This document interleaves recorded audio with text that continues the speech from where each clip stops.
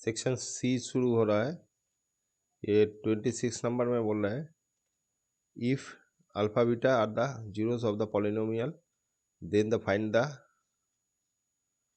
Polynomial whose zeros इतना। तो यहाँ पर जो ये इक्वेशन दिया हुआ है Y square plus 92y plus ये जो पॉलिनोमियल दिया हुआ है, ये पॉलिनोमियल का हम लोग पकड़ लेते हैं अल्फा और बीटा, ये जीरो दिया हुआ है, ठीक है। तो जनरली जो हम लोग करते हैं इस टाइप का मैथ में, alpha plus beta equal to 92 लिख लेते हैं और अल्फा बीटा 90, ये माइनस 92 है, ये इतना हो जाता है। इसके बाद इससे हम लोग ये जो इक्वेशन माने ये जो रूट दिया है उसके हिसाब से निकलते हैं। तो यहाँ पर क्यूब होने से ये इसका क्यूब करना पड़ेगा तो बहुत बड़ा हो जाएगा, इसीलिए हम लोग दूसरा मेथड से कर रहे हैं, ठीक है। ये अल्फा बीटा बोल दिया, तो अल्फा बीटा होने से क्या नहीं, ये जो चीज़ दिया हुआ है इसका अल्फा बीटा रूट्स है, मतलब ये यहाँ पर अगर फैक्टराइजेशन करेंगे, इसको फैक्टराइजेशन करेंगे तो इसका रूट्स निकल के आएगा जो अल्फा और बीटा के इक्वल होगा। तो वाई का जो दो वैल्यू निकल के आएगा वो अल्फा बीटा होगा, मतलब रूट्स निकलेगा। तो रूट्स निकल रहे हैं डायरेक्ट। तो वाई स्क्वायर, अच्छा पहले तो 190 इसको फैक्टराइजेशन कर लेते हैं, तो आ रहा है कितना 9 2 60, 2 से करने से फिर 480 2 2 40 2 120 2 60 2 30 2 15 again 2 3 5। तो फाइनली हमको 92 लाना है। तो यहाँ पर आपका 15 15, तो यहाँ तक अगर ले लेंगे 60 आ जाएगा, ठीक है। और इधर आएगा 32, तो ये दोनों ऐड करने से 92 आ रहा है। तो 60 y plus 32 y plus 192 y plus 60 32 y plus 60 y plus 60 हो गया और y प्लस 32 हो गया। ये अगर जीरो से इक्वेट करेंगे तो इसका रूट्स क्या क्या निकल के आएगा, 60 माने y प्लस 60 इक्वल टू 0 आ जाएगा, या y इक्वल टू माइनस 60 आ गया, और y प्लस 32 आ गया, तो y इक्वल टू माइनस 32। तो ये दोनों रूट्स निकल के आया। अल्फ़ा और बीटा क्या हो गया, अल्फ़ा हो गया 60 और बीटा हो गया 32। अभी जो दूसरा इक्वेशन निकलना है इसका रूट्स बोल दिया ये वाला चीज़, तो अल्फा स्क्वायर बाई बीटा एक ठो बोल दिया और एक ठो बोल दिया बीटा स्क्वायर बाई अल्फा। तो ये रूट्स मतलब 60 इसका हो गया, तो माइनस 60 इंटू माइनस 60 और नीचे आपका 32, और यहाँ पर माइनस 32 इंटू माइनस 32 बाई नीचे में माइनस 60। तो ऊपर में क्या आ जाएगा, वो ऊपर में माइनस माइनस प्लस हो जाएगा, तो माइनस तो रहेगा ही एक ठो, और बाकी काटने से आ रहा है कितना, अगर 4 से कटता है 4 तो 30 15, फिर 4 से कटेंगे 2 हो जाएगा, तो 225/2 आ रहा है। और इसका क्या आ रहा है, इधर भी माइनस रह जाएगा, प्लस प्लस इधर माइनस माइनस प्लस हो गया, नीचे का माइनस है इसीलिए रह जाएगा। तो यहाँ भी 4 से अगर करते हैं तो 4 8 हो गया। तो ये दोनों मल्टीप्लाई करने से ये नीचे 15 आ गया, ऊपर में 8 ये आ रहा है। तो ये दोनों रूट्स आ गया, मतलब जो दूसरा इक्वेशन है उसका रूट्स ये और एक तो ये है। तो हम लोगों का जो सिस्टम है वो पहले प्लस करना पड़ेगा, माने साम लिख देते हैं, सामी लिख देता है, साम इक्वल टू क्या आएगा, -225/2 माइनस 256/2 यानी 15। तो फाइनली ये 15 मतलब 30 एलसीएम हो गया। इधर माइनस 15 से मल्टीप्लाई करना है, 7, 15, 3, 33 आ गया। और इधर आ रहा है 2 से करने से 8, 1, 5।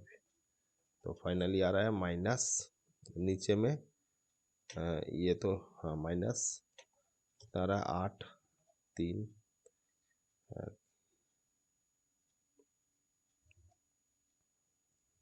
ये कितना लिखा था 5, 1 था क्या? हाँ 1 था। तो इधर 3 हो गया, 2 2 मतलब 9 हो गया, और इधर भी 9 हो गया, और इधर भी 3 हो गया, भाई 30 हो गया। और प्रोडक्ट क्या हो जाएगा? -2, 5 और ये अच्छा माइनस माइनस तो प्लस हो जाएगा,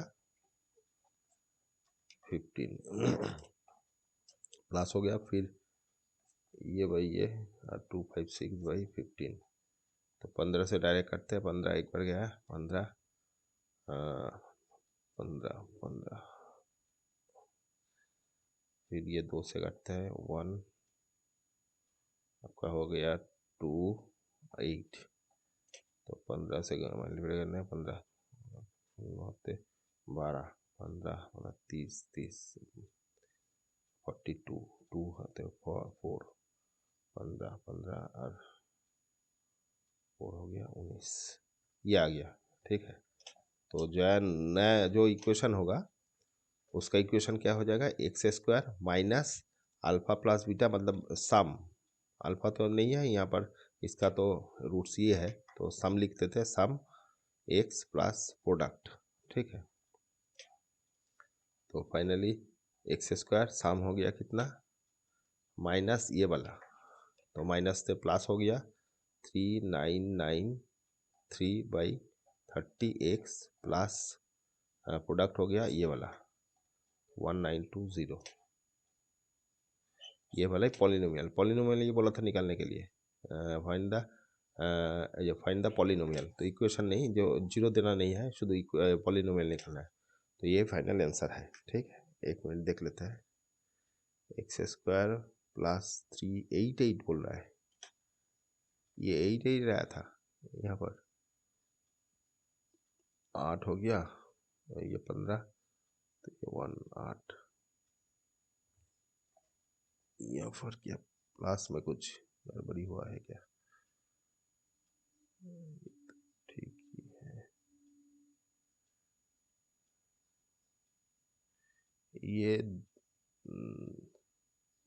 ये 2 होगा, 8 नहीं, ये 2 होगा, सॉरी, यहाँ पर 2 आएगा, मैंने 2 × 256 करने से 2 आएगा। ठीक है, अच्छा ये वाला हो गया, तो ये ऐड करने से आपका ये आ रहा है 7 7, ये वाला चेंज करके 7 आ जाएगा, ये आ जाएगा 7, और इधर 8 आ जाएगा, और इधर 5 और 8, इधर भी 8 आएगा, और इधर 3 आएगा। ठीक है, तो यहाँ पर जो सम है ये चेंज होगा, शुरू 3887। ठीक है, यही है x² प्लस 3887/30x 190, हाँ यही वाला पॉलिनोमियल है। ठीक है, ओके चलो नेक्स्ट करते हैं।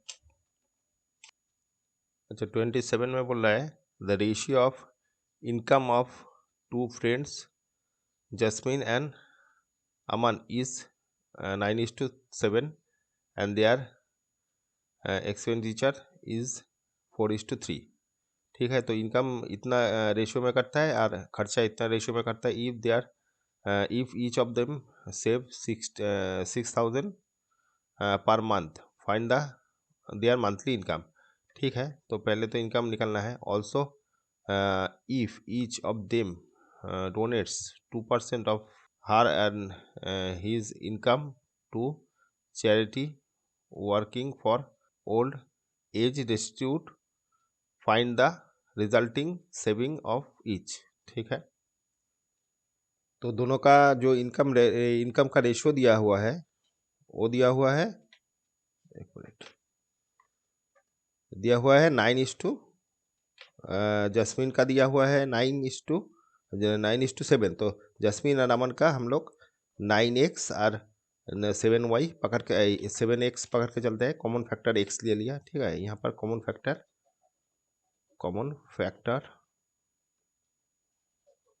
x ले लिया। ठीक है, तो दोनों का इनकम ये हो गया। अभी दोनों का जो खर्चा है ये इनकम हो गया। ठीक है, ये भी इनकम है। तो एक्सपेंडिचर कितना है 4:3। तो एक्सपेंडिचर जस्मिन का है 4:4 और अमन का है 3। तो ये भी एक ठो कॉमन फैक्टर ले लिया y। ठीक है, यहाँ पर भी कॉमन फैक्टर ले लिया y। अभी क्या हो रहा है, ये दोनों जो इतना इनकम करता है इतना ही ना, माने जस्मिन क्या है, जस्मिन जो है वो 9x इनकम करता है, खर्चा करता है 4y। तो ये करने के बाद जो उसके हाथ में रहता है वही सेविंग है, वो 600 बोल दिया। और जस्मिन का कितना, अमन का कितना है, वो 7x इनकम करता है और 3x खर्चा करता है। तो उसके पास अभी 6,000 ही बचता है। तो इसको हम लोग सिंप्लीफाई माने ये हम सॉल्व करेंगे। ठीक है, एलिमिनेशन करते हैं। तो ये 1 हो गया, ये 2 हो गया। तो इसको हम लोग 3 से मल्टीप्लाई करते हैं और इसको 4 से करते हैं। तो 3 से करने से 27x प्लस माइनस 12y और इधर 18, इधर 4 से 28x minus 12y equal to 2400। तो ये माइनस, तो माइनस हो गया, प्लस हो गया, माइनस हो गया, ये कट गया। तो इधर -2x आ गया और इधर आ रहा है -6000। माइनस माइनस कट गया तो x इक्वल टू 6000 और y इक्वल टू यहाँ से कहीं निकलते हैं, यहाँ से ही निकल लेते हैं। तो 7x minus 3y is equal to 6000। x का वैल्यू निकल लेते हैं यहाँ से 6 minus 3y is equal to 6000। ये minus y equal to 6000 minus 42 42। तो आ जाएगा इतना 36 माइनस 3y, इधर माइनस है तो माइनस माइनस काट गया, y इक्वल टू हो गया 36 इंटू 12,000, 12 आ गया। तो फाइनली y इक्वल टू आ गया 12,000 মানে 12,000 আর इधर হচ্ছে 6,000 सॉरी। तो दोनों का इनकम पूछा है, तो इनकम क्या हो जाएगा 9x और तो 9 इंटू एक्स कितना 6,000 रुपया था, तो 6,000 और ये 7 इंटू 6,000। तो फाइनली कितना हो रहा है,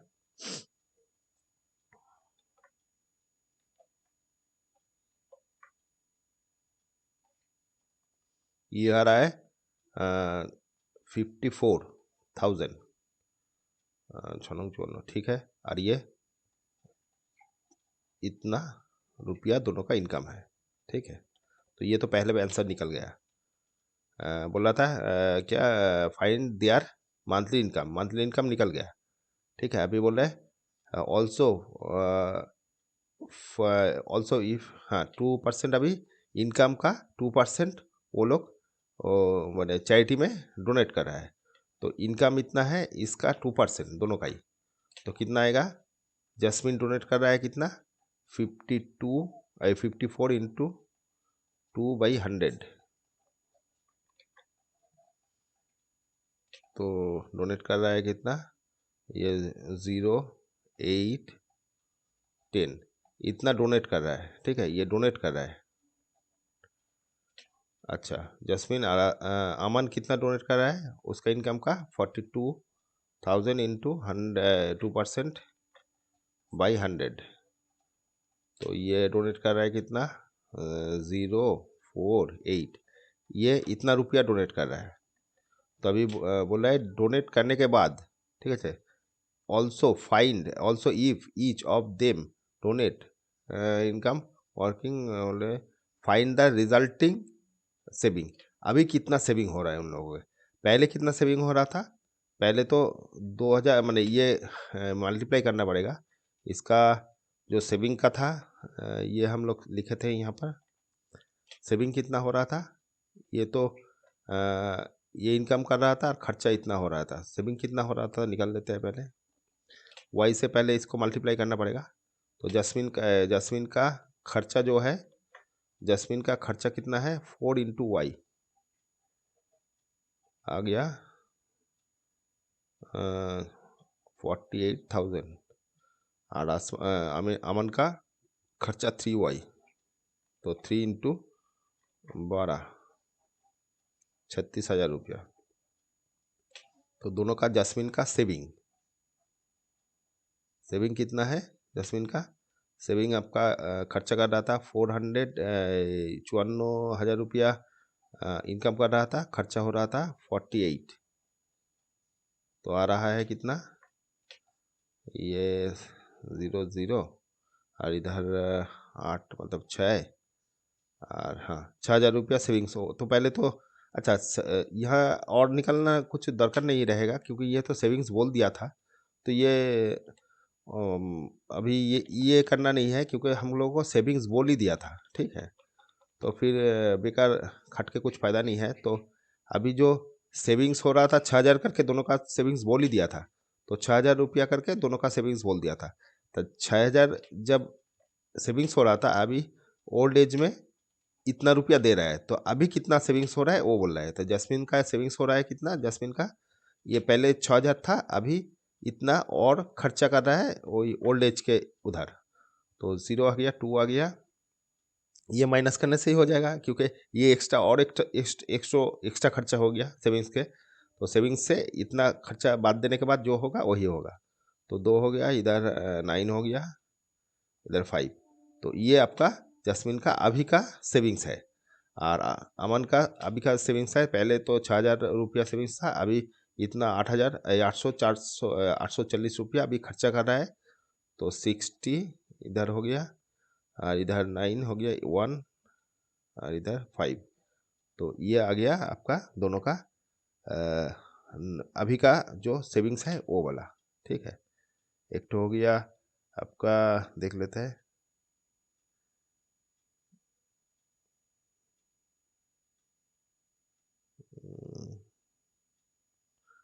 एक मिनट कहाँ पर है, अच्छा यहाँ पर दे दिया ये 920 4920, और यहाँ पर 5, ये तो ठीक है, ये तो आया नहीं ठीक ठाक, ये कितना हो रहा था, ये 9 हो गया 1, तो ये 4 आएगा, ठीक है, ये वाला 4 आएगा, ठीक है। तो 4920, हाँ ठीक है, ये हो गया। और इनकम उन लोगों का था 54,000, ठीक है, और ये था 42,000, ठीक है। तो ये फाइनली ये दो आंसर यही होगा, एक तो ये इनकम था और अभी नया जो सेविंग्स है वो ये दोनों है, ठीक है। ओके चलो नेक्स्ट करते हैं। ये क्वेश्चन नंबर और में बोल रहा है, a train covered a certain distance at a uniform speed if the train would have been 8 kilometre per hour faster, यदि हाँ ठीक है 8 किलोमीटर ज़्यादा जा रहा है जाएगा, it would have taken 1 hours less, ठीक है, कम लगेगा, देन द शेड्यूल टाइम से 1 आवर कम लगेगा, and if the train was slower by 8 km per hour, it would have taken 2 hours more than the scheduled time. Find the distance covered by the train. ठीक है, तो यहाँ पर बोल रहा है एक ट्रेन है जो नॉर्मली एक स्पीड में जा रहा है, तो अगर समझ लीजिए ये दोनों का डिस्टेंस कवर कर रहे हैं, ये डिस्टेंस जा रहा है, तो बोल रहा है एक यूनिफॉर्म स्पीड लेके जा रहा है, मतलब कोई भी स्पीड लेके जा रहा है तो हम लोग पकड़ लेते हैं x किलोमीटर पर आवर लेके जा रहा है, और ये डिस्टेंस समझ लीजिए y किलोमीटर है, हम लोग पकड़ लिया। तो हमको बोल रहा है जो नॉर्मल स्पीड है उससे अगर 8 फास्टर चले, माने 8 किलोमीटर माने ज़्यादा स्पीड में चले, तो उसको 1 घंटा कम लगेगा। जो नॉर्मली टाइम में माने पहुंचता था, माने ए से बी जितना टाइम में पहुंचेगा उससे 1 घंटा कम लगेगा। अगर 8 किलोमीटर स्लोअर चलेगा, माने धीरे धीरे चलेगा, तब 2 घंटा ज़्यादा लगेगा शेड्यूल टाइम से। तो हम लोगों को डिस्टेंस माने वाई का वैल्यू पूछा है, तो हम लोग एक एक कंडीशन करते हैं। मैंने पहले जो कंडीशन है, एक नंबर का जो कंडीशन है, इन केस 1 बोल रहा है 8 किलोमीटर फास्टर चलेगा, मतलब x + 8 हो जाएगा अभी इसका स्पीड। तो अगर किलोमीटर को 8 से डिवाइडेड करेंगे तो टाइम निकल के आएगा। वो टाइम कितना आएगा, जो ओरिजिनल टाइम था, माने नॉर्मली अगर ये और ये स्पीड लेके चलता था, माने ये किलोमीटर लेके, माने x किलोमीटर लेके y kilometre x kilometre per our लेके y किलोमीटर जाएगा, तब इसका टाइम लगेगा इतना टाइम। तो ओरिजिनल टाइम से बोल रहा है, ये ओरिजिनल जो टाइम है इससे 1 किलोमीटर 1 आवर फास्ट चलेगा, लेस लगेगा, माने कम लगेगा। মানে অবভিয়াসলি হচ্ছে x किलोमीटर लेके y माने x किलोमीटर पर आवर लेके जा रहा है y किलोमीटर, तो अगर जल्दी जल्दी जाएगा, जल्दी जल्दी पहुंचेगा, तो ये टाइम जो है इससे 1 घंटा कम लगेगा। ये कंडीशन नंबर 1 हो गया। तो यहाँ से सिंप्लीफाई कर लेते हैं। और ये 2 नंबर कंडीशन जो है, वहाँ बोल रहा है ये अगर स्लो चलेगा, 8 किलोमीटर स्लो चलता है, x पहले चल रहा था, अभी 8 किलोमीटर स्लो चल रहा है, तो इसको अगर डिस्टेंस से माने डिस्टेंस से इसको डिवाइडेड करेंगे तो निकल के आएगा कितना, ये ओरिजिनल टाइम से 2 घंटा ज़्यादा लगेगा। ठीक है, ये जो कंडीशन, ये थोड़ा सा ठीक ठाक समझिए। मैंने पहले बोल रहा था x किलोमीटर पर आवर लेके हम लोग पकड़ रहे थे, तो x किलोमीटर लेके जा रहा है y किलोमीटर, तो हमको टाइम लग रहा था kilometre by kilometre per our. ठीक है, माने आपका डिस्टेंस बाई अगर वेलोसिटी करेंगे तब टाइम निकल के आता है, तो ये टाइम लग रहा था पहले। तो अभी बोल रहा है x + 8 लेके जा रहा है, तो इसको डिवाइडेड करने से ये 1 घंटा कम लग रहा है। और इसको अगर स्लो चलेगा, गाड़ी अगर स्लो चलता है, 8 किलोमीटर स्लो चलता है, तब इसका स्पीड हो जाएगा x - 8। क्या डिस्टेंस से इसको भाग, माने डिस्टेंस बाई अगर वेलोसिटी करेंगे तो आ जाएगा ये वाला, जो नॉर्मल स्पीड है उससे 2 घंटा ज़्यादा लगेगा। तो ये नॉर्मल स्पीड में इतना टाइम लग रहा था, अभी 2+ हो जाएगा। ये दोनों सिंप्लीफिकेशन करेंगे आ जाएगा। तो ये वाला y/x + 8, इधर एलसीएम xy सॉरी x, ताहले y - x हो गया। फाइनली ये क्रॉस गुण करने से xy, और इधर आ रहा है xy + 8y - x² - 8x। तो फाइनली इधर आ रहा है, ये दोनों कट गया, तो सब इधर लेके जाएंगे, तो x² + 8x - 8y = 0। ये नंबर 1 इक्वेशन कर देते हैं। और यहाँ से जो 2 नंबर कंडीशन, वहाँ से आ रहा है क्या, = xy + 2x। तो फाइनली क्रॉस गुण करते हैं, xy = xy - 8y प्लस हो गया 2x², और ये 16x।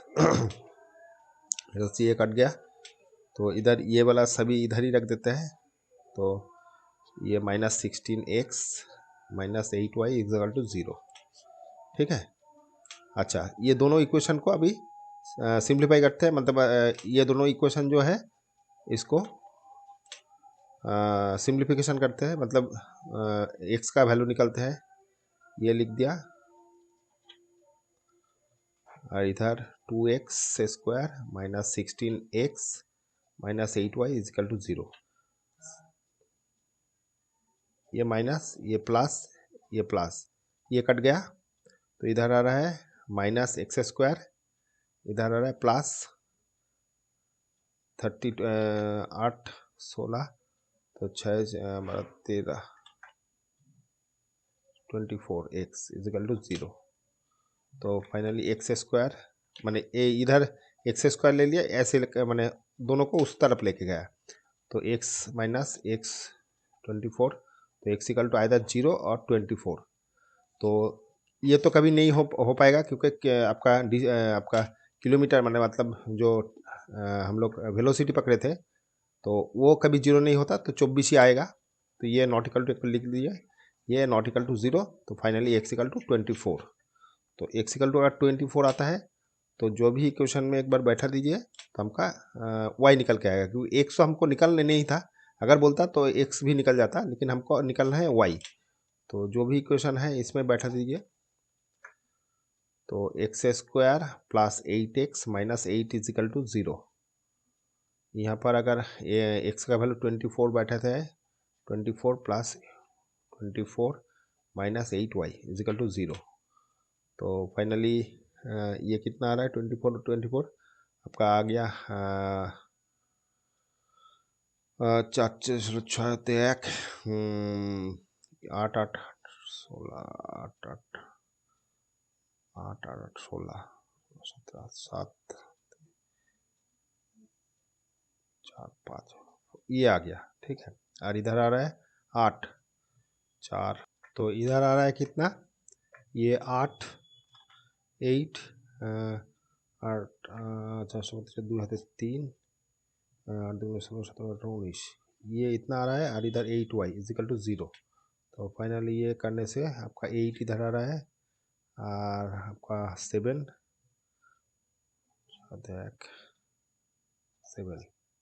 80 8y equal to 0।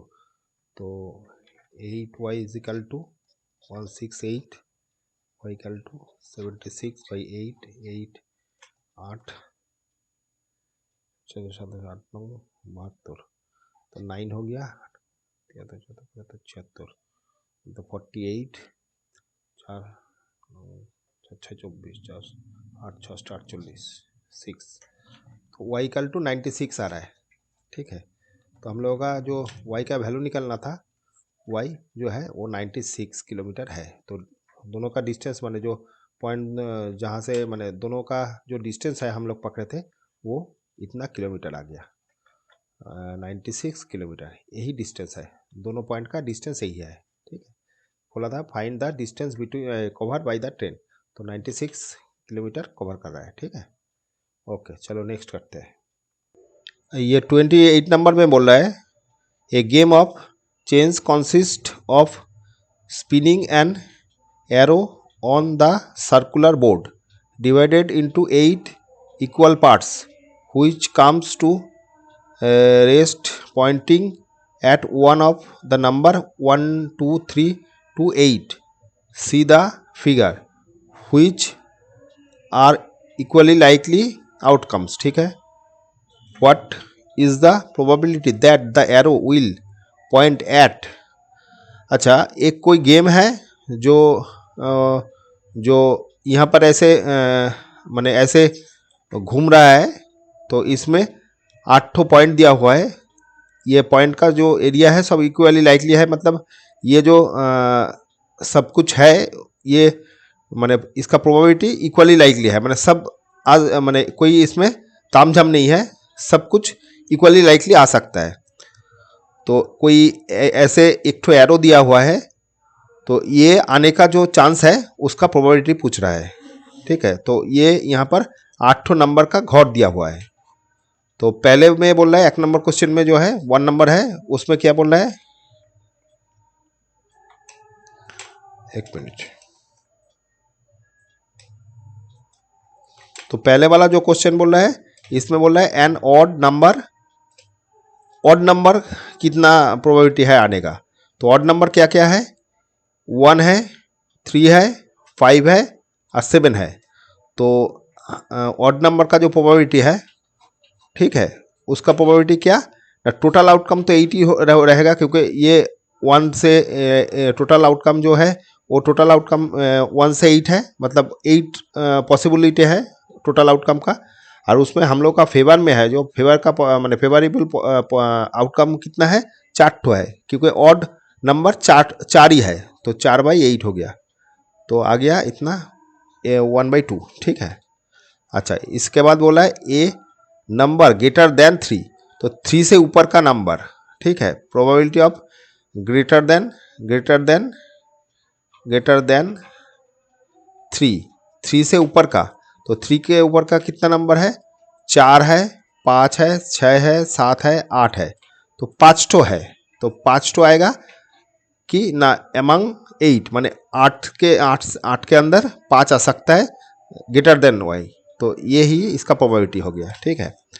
अच्छा, नंबर लेस देन 9, तो लेस देन 9 मतलब क्या, एक आ जा माने 1 2 3 4 सभी आ सकता है, 6 7 8 9 नहीं आएगा, लेस देन 9, तो ये आएगा, मतलब क्या हो गया, प्रोबेबिलिटी लेस देन 9, ये कितना हो जाएगा, 8 तो ऑप्शन आ जाएगा, किसके अंदर, 8 के अंदर ही, मतलब श्योर इवेंट जो इसको बोलता है वही यहाँ पर आएगा, तो ये आ गया प्रोबेबिलिटी 1, ठीक है। तो ये क्वेश्चन का तो इतना ही है, ठीक है। चलो नेक्स्ट करते हैं। अच्छा, 29 में बोल रहा है prove that the parallelogram circumscribing a circle is a rhombus. तो क्या बोला है, ये एक ठो जो सर्कल है, तो पैरेललोग्राम से सर्कमस्क्राइब है, मतलब एक ऐसे एक ठो,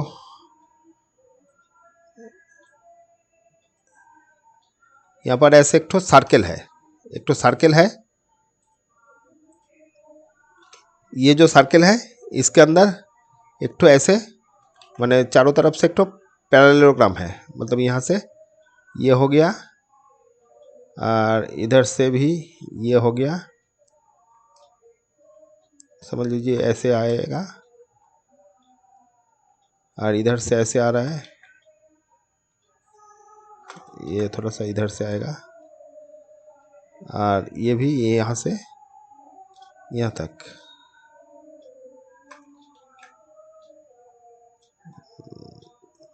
यहाँ से यहाँ तक, समझ लीजिए ये टच करके जा रहा है, तो ऐसे, ठीक है। तो ऐसे एक ठो पैरेललोग्राम के अंदर एक ठो सर्कल है, तो बोल रहा है ये जो पैरेललोग्राम है ये रम्बस आएगा। तो रम्बस का क्या प्रॉपर्टी था, अगर एक पैरेललोग्राम रम्बस तभी होगा जब इसका सब साइड, मतलब चारों साइड ही इक्वल होगा, ठीक है। साइड अगर इक्वल हो जाता है, साइड इक्वल हो जाता है, तब इसको हम लोग रोम्बस बोल देंगे। तो और ये रोम्बस से अगर माने पहले तो रोम्बस आता है, फिर स्क्वायर आता है, स्क्वायर का भी साइड इक्वल होता है, लेकिन स्क्वायर का स्पेशल केस है, माने रोम्बस का स्पेशल केस है स्क्वायर।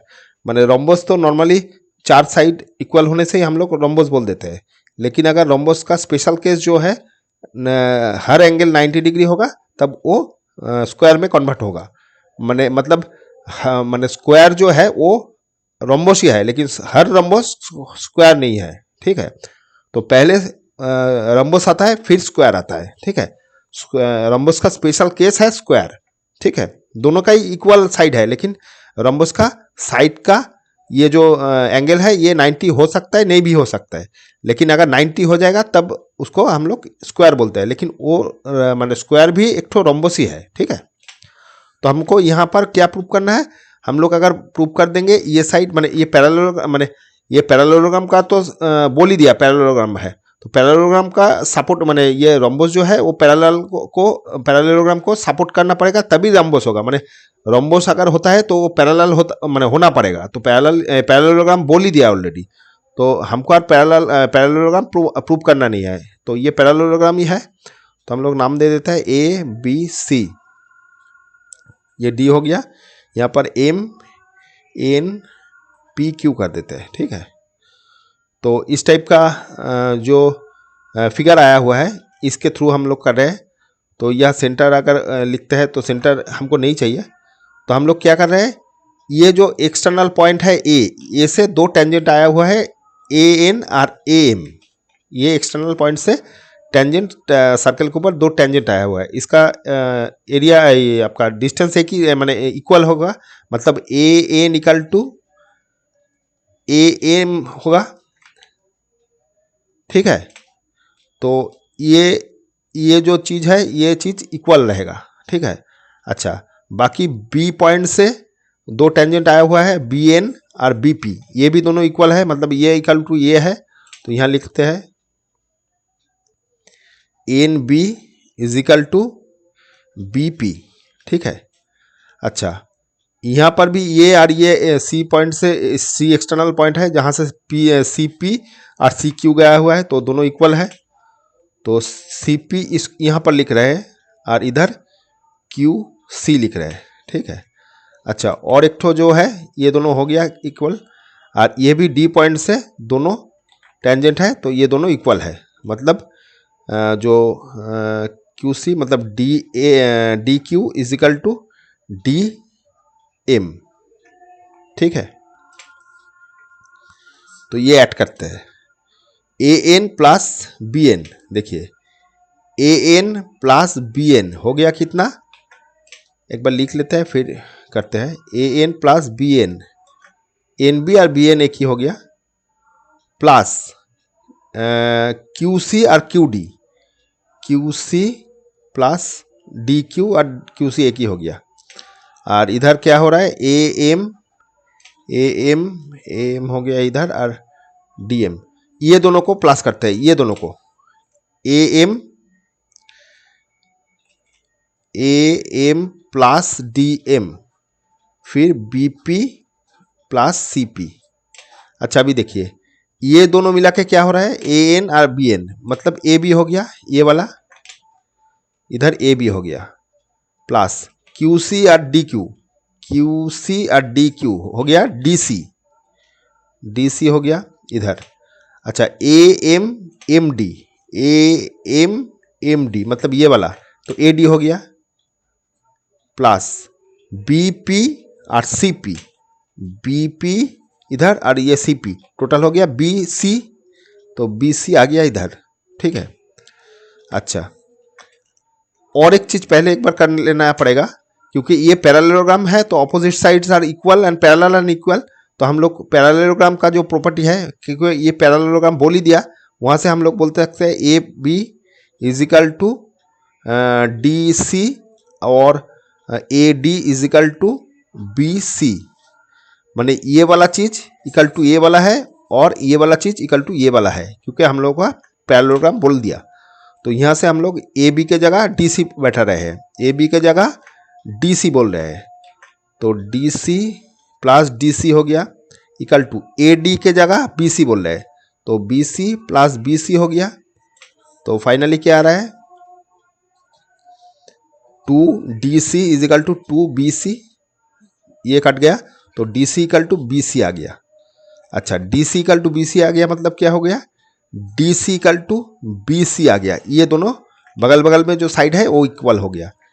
अब ये जो चीज़ है, माने यहाँ पर अगर ये करते हैं DC इक्वल टू BC, तो AB इक्वल टू DC है, AB इक्वल टू DC है, तो यहाँ से DC इक्वल टू BC लिखते हैं, BC, अब BC इक्वल टू AD है, तो यहाँ से AD भी लिख सकते हैं, तो फाइनली हर साइड इक्वल है, तो फाइनली हम लोग बोल सकते हैं ये अगर सब माने साइड इक्वल हो गया, तो ये एक ठो ये रोम्बस है, ठीक है, तो ये रोम्बस हो गया, ठीक है, ऐसे ही प्रूव है, ठीक है। ओके, चलो नेक्स्ट करते हैं। अच्छा, और में जो बोल रहा है इसमें दो क्वेश्चन दिया हुआ है, in the given figure A B, ये फिगर को थोड़ा सा साइड में ले लेते हैं।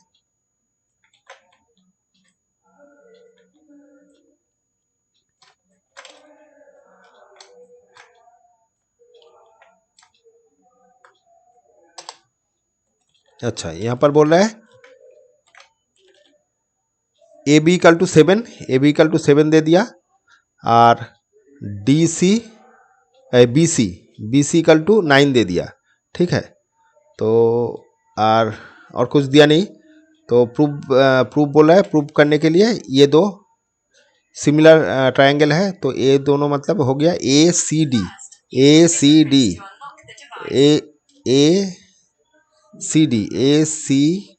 मतलब ये पूरा ट्रायंगल जो है ये सिमिलर है किससे, DCB से, DCB इससे सिमिलर है।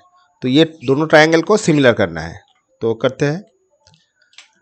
अच्छा, पहले यहाँ पर 7 और ये 9 बोल दिया, तो ये वाला तो अभी नहीं चाहिए। और find the length of CD का लेंथ बोला है, तो CD का लेंथ के लिए ये दोनों चाहिए, अभी तो ये नहीं चाहिए। अच्छा, दोनों ट्रायंगल लेते हैं पहले हम लोगों को। पहले जो 1 नंबर है इसमें बोल रहा है triangle in triangle ACD and triangle DCB। ये दोनों ट्रायंगल के अंदर ये वाला कॉमन साइड है, माने कॉमन एंगल है। तो एंगल बड़ा एंगल जो ACD, तो बड़ा एंगल के लिए माने बड़ा एंगल ही बोलेंगे।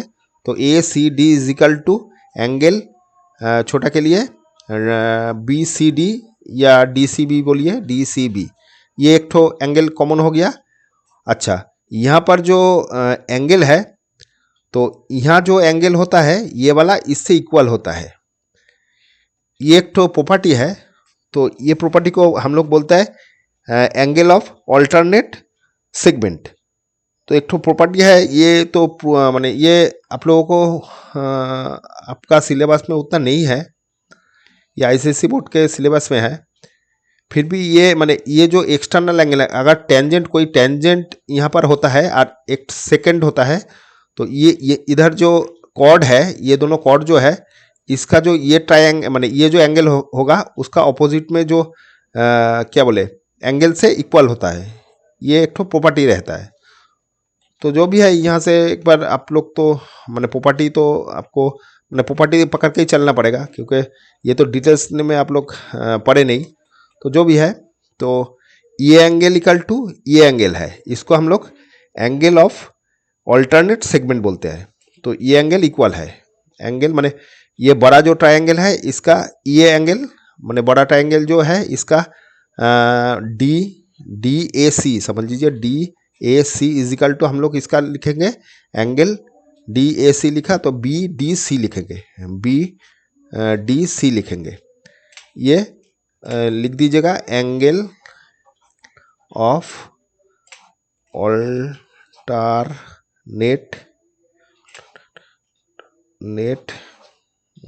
सेगमेंट, ठीक है। तो एंगल ऑफ ऑल्टरनेट सेगमेंट ये वाला एंगल को बोलते हैं। तो ये दोनों हम लोग को अगर माने दो एंगल से हिसाब से, दो एंगल के हिसाब से, ये क्राइटेरिया से हम लोग बोल सकते हैं ये दोनों सिमिलर है, ये दोनों ट्रायंगल सिमिलर है। और 3 भी कर सकते हैं, तो ये वाला जो है वो तो इससे इक्वल हो जाएगा। तो ये नहीं करने से भी चलेगा, क्योंकि हम लोग दो क्राइटेरिया से माने 2A जो है AA का जो क्राइटेरिया है उससे ही हम लोग बोल सकते हैं ये दोनों ट्रायंगल सिमिलर है। तो ये एक ठो हो गया similar angle DC triangle DCB, ये दोनों सिमिलर प्रूव हो गया, ठीक है। अच्छा, नेक्स्ट जो है लेंथ ऑफ CD बोला। तो CD का जो लेंथ है ये भी आप लोगों का सेकंड का कुछ आप लोगों का सिलेबस में नहीं है, फिर भी जान लीजिए। तो सेकंड का जो है ये जो माने ये जो सेकंड है माने मतलब ये जो आपका लाइन सर्कल के अंदर से जा रहा है ये जो है, और ये जो टेंजेंट है, ये दोनों में एक ठो क्या बोले रिलेशन है। वो क्या चीज़ है, जहाँ पर ये काट करता है, यहाँ जहाँ काट करता है ये वाला से बाहर जो माने ये जो काट कर रहा है इससे बाहर जो है ये इनटू ये टोटल, मतलब हम लोग का जो सिलेबस माने ये है आपका रूल है या बोलते हैं फॉर्मूला है, वो है जो हम लोगों को टेंजेंट है इसका स्क्वायर इक्वल टू जो सेकंड का टोटल है, माने टेंजेंट से सेकंड जो लाइन हो रहा है AC इनटू ये जो टेंजेंट के माने ये सेकंड के जो माने सेकंड तो ये है, इसके बाहर जो लाइन है वो उसका इनटू इक्वल होता है। मतलब DC equal to AC into BC, ये फॉर्मूला है। तो उसके चलते हम लोग बोल सकते हैं DC is equal to AC मतलब क्या हो गया है, AC टोटल हो गया 7 + 9, क्योंकि हम लोगों को ये दिया हुआ था 7 सेंटीमीटर और 9 सेंटीमीटर दिया हुआ था। तो ये इंटू 9, मैंने 9 मतलब BC, ये 9, तो फाइनली ये कितना आ रहा है, ये 16 × 9। तो DC = ये हो गया, तो ये रूट आ गया इधर, DC को मैंने स्क्वायर को हटा देते हैं, मैंने स्क्वायर को हटा के रूट कर दिया, इधर 4 आ रहा है, इधर 3, मतलब 12। तो DC का जो लेंथ है वो 12 आ जाएगा। यूनिट क्या है, सेंटीमीटर, तो सेंटीमीटर, 12 सेंटीमीटर इसका, ठीक है। ओके, चलो नेक्स्ट करते हैं। ये 30 नंबर में बोला है, in a violent storm a tree got bent by the wind. ठीक है, एक तो आपका ये था, माने ट्री था, ये कहीं से बेंड होके गिर पड़ा है, ठीक है। तो to the top of tree meet the ground at 30 degree, माने यहाँ से अगर ये बेंड होके यहाँ पर पड़ा है तो ये ग्राउंड से जो एंगल हो रहा है, माने ये ऐसे बेंड होके ऐसे पड़ गया, ठीक है। तो यहाँ से छूटा नहीं, ये जस्ट एक तो एंगल करके यह है, ये 30 डिग्री बोल दिया। तो whose distance is 30 metre from the root. तो ये जो इसका जो जहाँ पर गोड़ा है, यहाँ से यह तक बोल दिया 30 मीटर, ठीक है। ये 30 मीटर बोल दिया। At what height from the bottom did the bend. अच्छा, यहाँ से जो हाइट है ये पूछ रहा है, माने ये जो ट्री कहाँ से ये बेंड हुआ है, इतना जो हाइट है ये पूछ रहा है। और एक तो बोल रहा है कि what is the original height of the tree, ये पूरा ट्री का हाइट भी पूछ रहा है। तो पहले जो हम लोगों का कहाँ से बेंड होके गिर पड़ा है ट्री, वहाँ का हाइट पूछ रहा है। तो ये हाइट हम लोग h पकड़ लेते हैं, ठीक है।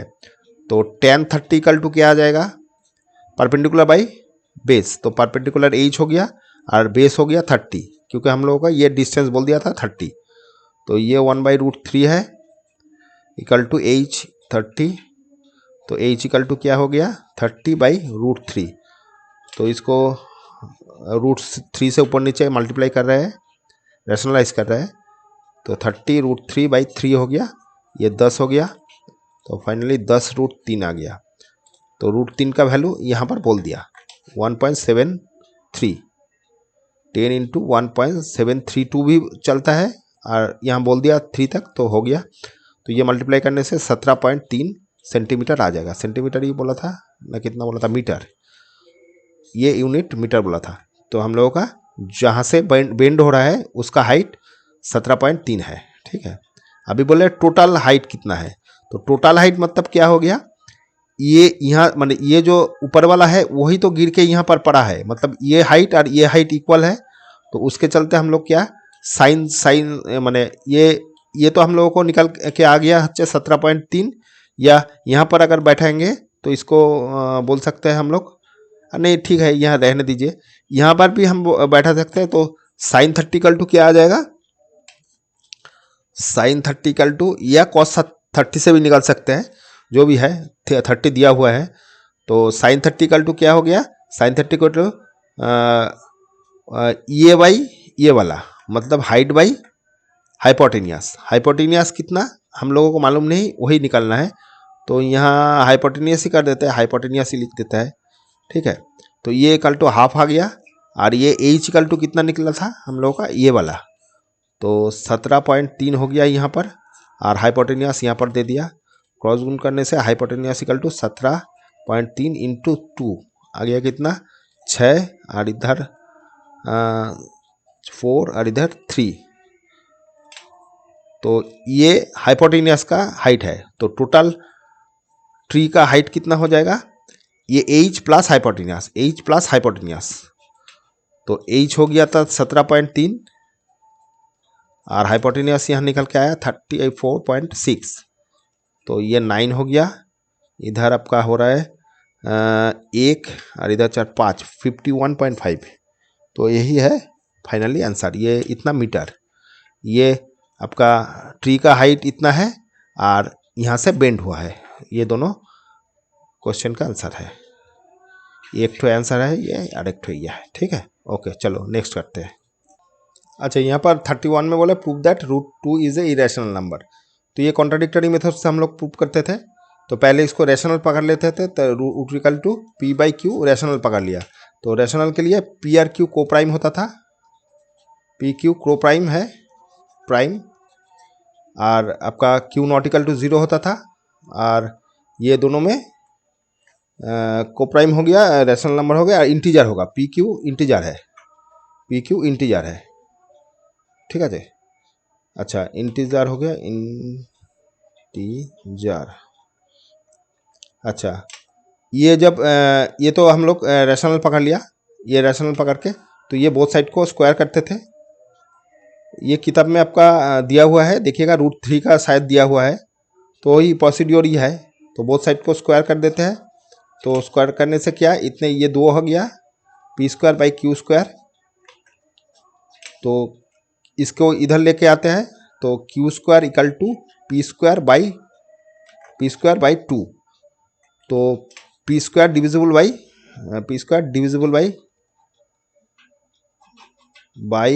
2। तो P ऑल्सो डिविजिबल बाई 2।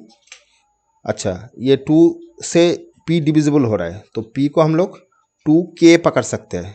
तो 2K इधर बैठा दिया, Q² = ये सब इम्प्लाइज चिन्ह है, तो इधर हो रहा है 4K² तो ये 2 कट गया, तो फिर Q² के नीचे 2 लेके आया और इधर K मैंने K² रख दिया। तो finally Q² is divisible by 2 हो रहा है, और Q ऑल्सो डिविजिबल बाई 2।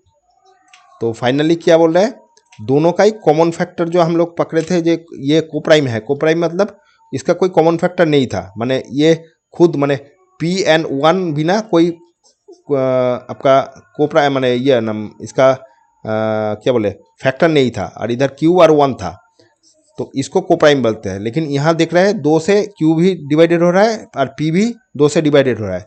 तो ये जो हम लोग ये पकड़े थे, ये रैशनल नंबर, ये गलत पकड़े थे। तो कॉन्ट्राडिक्टरी मेथड से हम लोग फाइनली बोलेंगे √2 इज इरेशनल नंबर, ठीक है।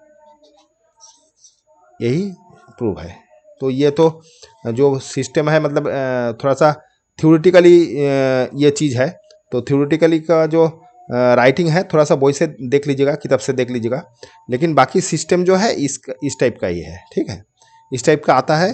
तो जब ये सिंगल बोलता है √2 या √3 या √5 ऐसे कुछ बोलता है, तब ये इस टाइप का होता है। अगर इसके संग एक तो रैशनल नंबर और इरेशनल मिला के बोलेगा, जैसे समझ लीजिए इस टाइप का बोलेगा, तो ये तब हम लोग इरेशनल पकड़ के ही चलेंगे। तो तब होता है क्या ना, सबको ये इक्वल टू माने 3 = PQ और इधर -2 कर देंगे, इस टाइप का करेंगे, तो ये रैशनल नंबर है, ठीक है। लेकिन ये इरेशनल है, तब बोलेंगे ये PQ ही इरेशनल ही था, ठीक है। तो ये कॉन्ट्राडिक्टरी उस टाइप का भी होता है, ठीक है। अच्छा ये सेक्शन यहाँ पर ख़त्म हो रहा है, चलो नेक्स्ट करते हैं।